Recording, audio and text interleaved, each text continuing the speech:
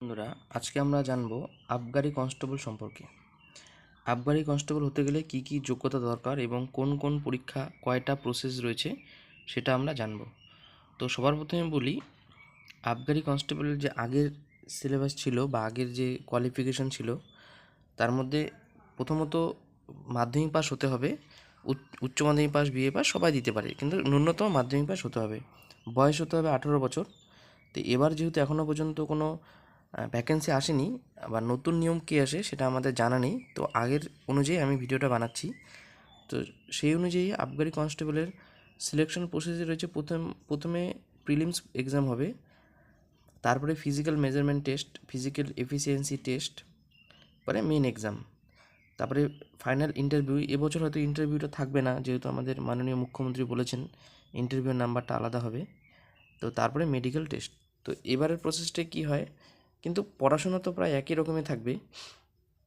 সেটা কি, এক্সামে যে বাংলা ভাষায় 50 নম্বর থাকবে, আর জেনারেল অ্যাওয়ারনেস রিজনিং থাকে 50 নম্বর, ঠিক আছে। আর মেন পরীক্ষা যেটা সেটা হচ্ছে 30, জেনারেল অ্যাওয়ারনেস ও জেনারেল নলেজ 30, জেনারেল ইংলিশ 30, অঙ্ক থাকে 20টি আর রিজনিং থাকে 10। পূর্ণমান হলো 90 আর 10 নম্বর ইন্টারভিউতে থাকে। এবার সবথেকে মেন বিষয়টা হলো এই সিলেবাসের মধ্যে আমাদের কী কী পড়তে হয়। দেখো, এখানে বাংলাটা একটা ম্যাটার করে।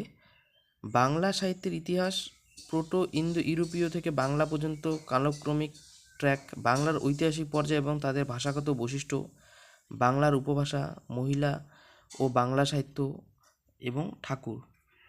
ঠাকুর মানে এখানে রবীন্দ্রনাথ ঠাকুরের যে পড়াগুলো বা সাহিত্য রচনাগুলো আছে সেই বিষয়গুলো কিন্তু এখানে বলেছে। এখানে দেখো ভালো করে, এবার অঙ্কের সিলেবাস রয়েছে এখানে। জেনারেল অ্যাওয়ারনেস, জেনারেল নলেজ, জাতীয় নৃত্য, সঙ্গীত, সাহিত্য, ভারতীয় সংস্কৃতি, বৈজ্ঞানিক পর্যবেক্ষণ, এগুলো সব থাকে। ইংলিশের মধ্যে থাকে স্পেলিং টেস্ট, সাবস্টিটিউশন, ঠিক আছে। পরে ইডিয়ামস থাকে, সেন্টেন্স থাকে, এরর কারেকশন থাকে, ট্রান্সফরমেশন, অ্যান্টোনিম, সিনোনিম, এসব সব থাকে এই বিষয়গুলো।